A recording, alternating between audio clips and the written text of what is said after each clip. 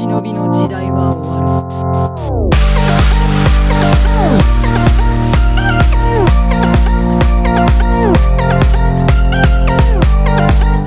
Hi guys, it's your boy Ambush whatever here, back with another video, and for today, I'll be doing a new part of What If Deku Had All the Breath Styles. Sorry guys for not uploading, I really had to focus on a lot of my studying, but luckily, I had time today, so yeah.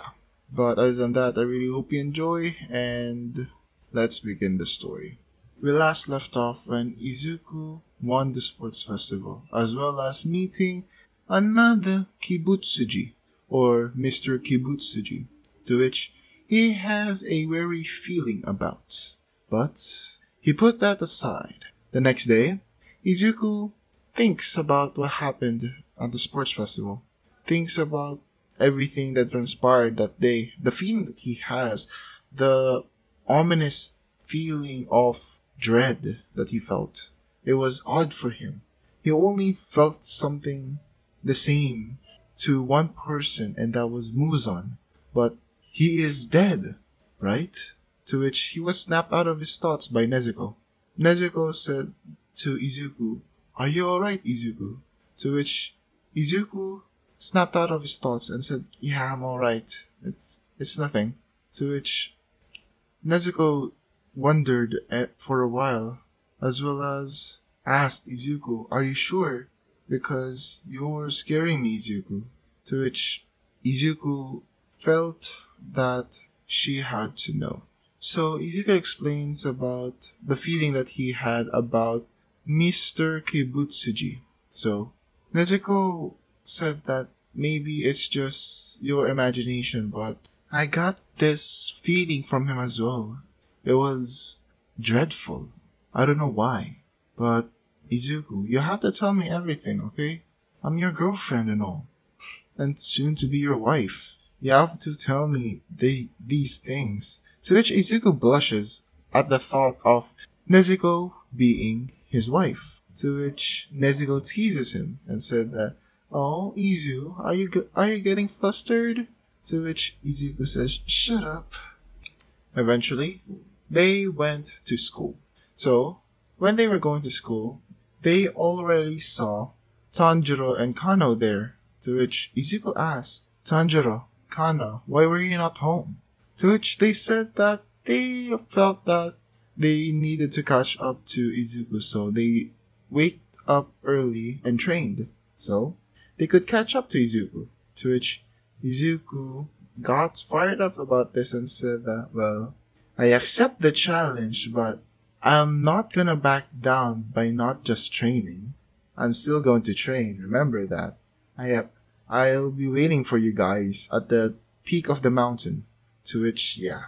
After that, they went to the classroom and talked about the sports festival and their victories and the thoughts of them to the students' fighting style. For example, Bakugo, Katsuki, was more of a explode first, think later type of fighter. So they deduced a lot of the students as well as demon slayers in training about how they were fighting. And some of them passed, some of them were curious, and some of them were amazing to them, to be fair, because even though they were the quote-unquote originals of their fighting styles, they essentially feel that seeing new talent is actually pretty fun to see, to be fair. So yeah, eventually, Aizawa came into the door and declared that today you're going to be making the most important decision that you're going to be doing in your career, to which everybody tensed up again because they don't know what they're going to do, to be fair. But they explained that it would be normal for them because eventually they would get used to it. And then Aizawa explained about the internship, to which everyone got pumped immediately, got excited, because the internship essentially gives you the opportunity to make a name of yourself as well as learning from the pro heroes how essentially being a pro hero should be done in the correct way. So they explained about the reason for it, and for those who haven't got the votes or the internship that they want, some of the students or some of the advisors as well as some of the heroes will be training them personally. After explaining, Aizawa put the presentation on the wall of who got the most votes or the most applications for it. So at the top was Izuku Midoriya, almost all of them, or almost all of the essentially applications of the pro heroes were given to Izuku. The next one was Tanjiro, Nezuko Kano, Todoroki, and so on and so forth. It essentially was the same as the anime except put Tanjiro, Kano, and Nezuko with Izuku, essentially. So yeah. So Bakugo still made a rage about it because he didn't got a lot of applications, because who wouldn't be mad about that or be jealous at the least? So yeah. But he essentially was made fun of by everyone because they knew that Bakugo wasn't going to get a lot of votes because of his attitude. Because if you think about it, the earlier part of Bakugo was very, very kind of a douche, you could say, a douchebag. So yeah, I would say that it wasn't that good. So yeah. After that, Izuku was thinking of who would be his mentor because he has to improve. He thinks that he needs to improve his swordsmanship because even though he is the most powerful Hashira, things have changed and things evolve as well as techniques. So Izuku thought of which teacher that he would be going under. He looked through all of the applications and all of the heroes that want to intern him. So he looked for it for a while, researching everything about them until he found someone, Miyamoto Musashi. But there wasn't anything written about this particular person. Reason being, even though they were a pro hero, they weren't one for the spotlight, you could say. So Izuku thought about it for a minute and had essentially researched from the ground up of every background check of the pro heroes that gave him their application. So he thought to pick Miyamoto as the best. For Nezuko, Nezuko picked Lady Tamayo. If you might be wondering, how is she still alive? Well, because of Izuku altering the course of history, the Demon Slayer, or the Kimetsu no Yaiba manga that we all know and love, isn't the same as this particular story because of the interference of Izuku having a mission sent by, well, let's just say God. But luckily, she found about Nezuko that we all know and love. And if you might be wondering, how is she still alive? Well, remember, she's a demon. She's immortal. So they essentially picked their separate instructors, you could say. As for Kano and Tanjiro, well, Tanjiro picked Senji Muramasa. And for Kano, she picked Ryogi Shiki. If you guys didn't know who they were, well, they were Fate Grand Order characters. So I had to take some inspiration, you could say, from historical figures. So they eventually went their separate ways. Nezuko going to Miss Tamayo, Tanjiro going to Senji Muramasa, Kano going to Shiki, and for Izuku going to Miyamoto Musashi. So, eventually, Izuku arrived at the destination. It was a dojo of some sort. It was more of a classic Japanese dojo with tatami mats and essentially a feel of culture, you could say. It had a feel of Japanese culture. So, after arriving, Izuku hollered, you could say, and essentially said that, "Is anyone home?" To which the door opens, or the sliding door opens. I don't know what it's called in Japanese, but the door opens and there comes out a female swordswoman, and she was holding two swords. If you might be wondering why two swords, you will understand why. You'll just have to wait and see. So, Izuku asked if this was the dojo of Miyamoto Musashi, to which the girl says, yes, please come in. To which the girl guided Izuku to a room of the dojo. Izuku sat at the room like a samurai, with his knees and legs on the floor. What I do mean by this is essentially the Japanese way of sitting. So, Izuku waited for a while, and eventually an arrow was shot to the room. With a quick reaction speed, Izuku manages to slice the arrow in half. You might be wondering, how does Izuku do this? Well, if you might be wondering, it's because of experience. Remember, a swordsman's experience, or a person's experience, translates to a lot of things, and one of them, for example, as for Izuku, one of them is the feeling of danger, you could say. So, Izuku slices the arrow in half, to which he heard a voice saying that, ho ho, you sliced it in half. To which Izuku said, who's there? To which the person says, I will be the one to kill you. To which Izuku removes the sheath of his sword, or Nichirin katana, and said, reveal yourself and not be a coward.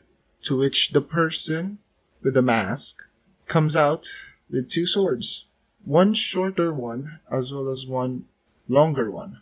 To which the person said, well, I'm going to kill you.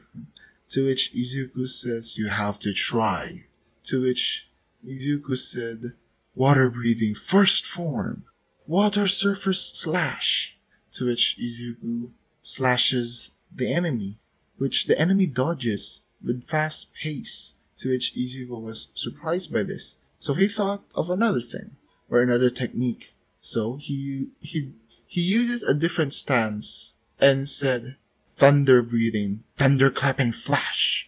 He flashes to the enemy, but the enemy was so nimble, was so precise about their movement, that Izuku missed. Surprisingly, to which Izuku uses wind breathing, third form, clean storm wind tree, to which Izuku missed all of his attacks, wondering why he missed his attacks. To which Izuku got damaged for the first time in this timeline. To which Izuku said, who are you? To which the person says, you're too sloppy. Okay. Well, I was given a week about you, so I think I can do this. To which Izuku says, who are you? To which the person removes their mask, and Izuku was shocked to see it was the same person that greeted him and guided him to this area. To which the girl explains that, hello there, Izuku Midoriya. I am Miyamoto Masashi, and I will be your instructor for today, or for this internship. To which Izuku was surprised. To which Izuku said that, well, that's actually, this is a lot to process. Sorry for me essentially having blank words, but it's really hard to process and think about this. To which Miyamoto Musashi said that, it's alright. Oh, here, come here. To which Izuku came to Miyamoto Musashi and essentially her healing Izuku. To which Izuku asks, what's your quirk? Or is this your quirk? To which Miyamoto Musashi said, yes and no. Yes, this is my quirk, and no, this is not my only quirk. To which Izuku asked, you have more? To which Izuku asked, Miyamoto Masashi, and Masashi said, "Yes, I have." To which Izuku asked, "Why did you do that?" To which Musashi said, "I want to see what I'm dealing with, because every student is different. So I usually do this test if you're worth my time, or if I can essentially teach you anything." To which, for you, you have a lot to learn. And Izuku says, "Okay, thank you, Sensei." To which Miyamoto Masashi said that, "Please don't call me Sensei. It's too formal and it feels like I'm old." To which she just says that, "Just call me Musashi." To which Izuku says, "Sorry about that, Musashi." To which Izuku said to Miyamoto. To which she said, "No, it's fine." To which, in their training, essentially Izuku does the same training in what he did in Demon Slayer. However, Izuku now is being taught how to use the breathing styles properly. And I do mean properly, or essentially for him to properly switch between breathing styles, because when Miyamoto saw how Izuku was switching breathing styles, Izuku had a delay. Even though it wasn't that big, that delay, that split second or even second of delay can't get him killed. So she opted to try and give Izuku some pointers, and as well as how to switch from it briefly, or to be always constantly breathing, so that it won't it won't stop his concentration breathing, and for him to just switch the position of his sword to access different types of breathing styles. So they fought for the remainder of the training session, to which Miyamoto said that, "Izuku, you should more think on your feet, because if an opponent or a villain tried to do some shady business, for example, for what I did to you on the first day we met, I dodged and dodged, and you didn't counter. You just kept using moves." To which Izuku says, "Hi, Musashi." To which Izuku said to Miyamoto. To which Musashi said that, "Okay, I'll give you a tip. So, if you're going to switch to what the person is doing, or to combat or adapt to what the person is doing, you have to more think of your feet, as well as essentially be in a state." To which Izuku asked Miyamoto about this and said, "What do you mean, Musashi?" To which Izuku said that to Musashi, and Miyamoto said that, "Well, the thing is, I can't really explain it, to be fair. However, I know the feeling of it. Essentially, you essentially having instinct, or essentially your body is on autopilot. Essentially, you doing everything 1,000 calculations per minute, essentially in a zone." Well, that's what I'm gonna be calling it, guys. It's gonna be the zone. Or if you watch Kuroko no Basket, essentially the zone is essentially unlocks the person's true, and I do mean true, capabilities. So yeah. So for Izuku, he will be unlocking his vert styles and athleticism. Sorry about that. But yeah. So Izuku manages to try to tap into this, but it was very, very hard. He didn't even tap into it. To which Izuku said, "This is so hard." To which Musashi said that, "Well, it's supposed to be hard. It's training." To which Izuku thought and thought about this, thought about how he was going to do or survive this training with Musashi. To which Izuku didn't give up. He didn't give up about wanting to protect the people that he loves, especially his mother, Nezuko, Tanjiro, and Kana, because he considers them as his true, and I do mean true family. So, Izuku thought, and finally, he eventually was at the end of his internship, to which it was the last day, and they were going to Hosu City, and they were going to patrol.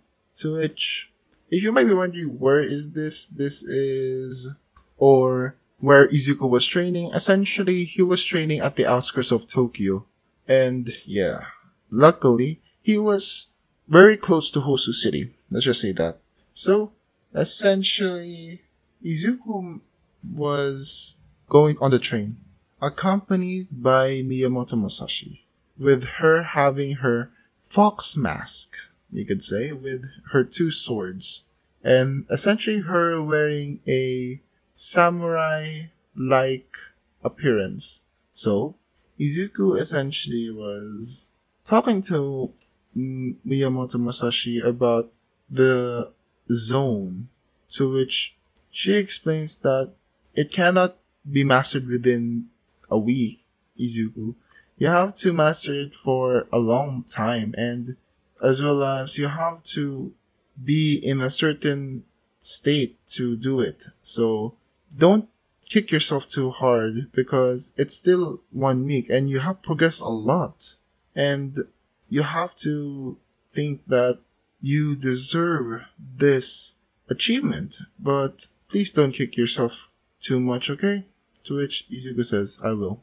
But eventually, a Nomu appears, and the Nomu essentially destroyed the train. To which Miyamoto said, Izuku, go save the civilians that are going to be endangered because of the wreckage that the Nomu did. To which Izuku said, hi. And essentially, Izuku going to the rescue of every person in the area. Essentially, managing them to be protected. To which, eventually, Izuku meets Nezuko and Lady Tamayo. To which Izuku greeted Lady Tamayo as well as Nezuko. To which Nezuko hugs Izuku and said, I really miss you, Izu. To which she essentially having a pouty face. To which Izuku said that I really miss you as well, Nezuko. To which they were about to kiss until Lady Tamayo says, you should get a room and this is not the appropriate place to kiss. To which Izuku and Nezuko blushed about this and said that sorry Lady Tamayo. To which, yeah, after that they were doing their business in protecting every civilian that they see about everywhere and anything that would essentially try to harm them. So eventually Izuku receives a message about Ida, about him having the Osu incident, or you could say the Ingenium incident. Essentially, Izuku thought about this and said that, Nezuko, can you handle this here? To which Izuku asked Nezuko, which Nezuko said, yeah, I can, but where are you going? To which Izuku said, I'm gonna save Ida. To which Nezuko asks why. To which Izuku explains that about Ingenium and Ida thinking of revenge. To which Izuku said to Nezuko, and Nezuko said that okay, I will help you. To which Izuku said, are you sure? To which Nezuko says, of course I'm sure, I'm your girlfriend. To which, yeah, they essentially try to find Ida. Along the way, they encountered Tanjiro and Kana and helped them, and explained about the situation about Ida and trying to look for him. So, Izuku texted Todoroki about the location as well as the thing that was on his mind about Ida. To which, well, not really the location just yet, but eventually, Izuku found where Ida was. He was essentially, you could say, he was stunned. Well, to be fair, he was paralyzed because of Stain's quirk. So yeah, but essentially, Izuku said, "Hey, get off of him!" To which Stain says, "Oh, a true hero has arrived." To which Izuku says, "Huh? What do you mean by true hero?" To which Stain essentially explains about his speech about the heroes of today are only thinking of money and not really the people and stuff like that. To which Izuku said, but still you kill heroes that they have jobs and lies about. You don't have the right to kill them. To which Izuku said to Stain, and Stain said that, well, that's the thing. You have your way of thinking about justice. I have my way of thinking about my justice. We have the same thinking of justice, however, the act of how we do it is different. To which, sorry about the philosophy and stuff like that, but yeah. But eventually, they started to fight, and Izuku was getting wrecked by Stain because if you remember, anyone can use the breathing style. Anyone. So Stain learned how to use the breathing style, and Izuku was being outmatched by him. To which Izuku remembered what Miyamoto said and concentrated and relaxed his body. In a flash, Izuku cuts Stain's chest and was at the back of Stain. And Stain looking at Izuku in shock, as well as Ida, Nezuko, Tanjiro, as well as Kanao, and the random pro hero. Sorry, I forgot the name. Sorry. But they were looking at Izuku in shock, and they saw Izuku's eyes. His eyes were like of a calm ocean. It was like he was this thing that essentially has the only one thing to do and one purpose to do.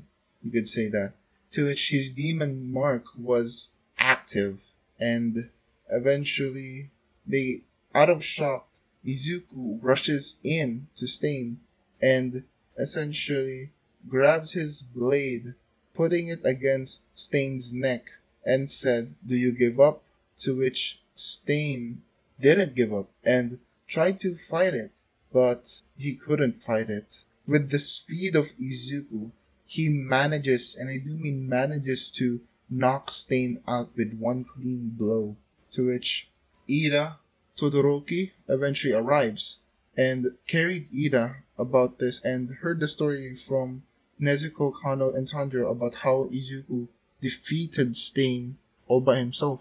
To which Todoroki was shocked and was now fired up to beat Izuku essentially as his rival, quote unquote rival.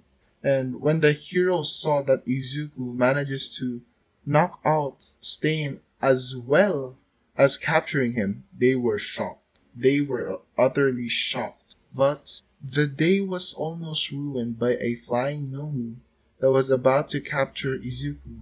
But with one swift strike, Izuku manages to cut the head of the Nomu without even using a technique. Just with one clean strike, that's it. And Izuku essentially having this aura of somewhat of a, you could say, a god, you could say. And don't worry guys, Izuku's not a god, don't worry. It would be too overpowered, but Izuku essentially having that presence until he snapped out of it and fell to the ground, grabbing his chest and coughing out blood, and says, "Oh, that's the feeling," and passing out. Nezuko was the first one to catch him before he fell to the ground and said, Izuku, are you alright, Izuku?" To which Nezuko saw the state of Izuku having blood on his face, or on his mouth, and said, call an ambulance, call an ambulance.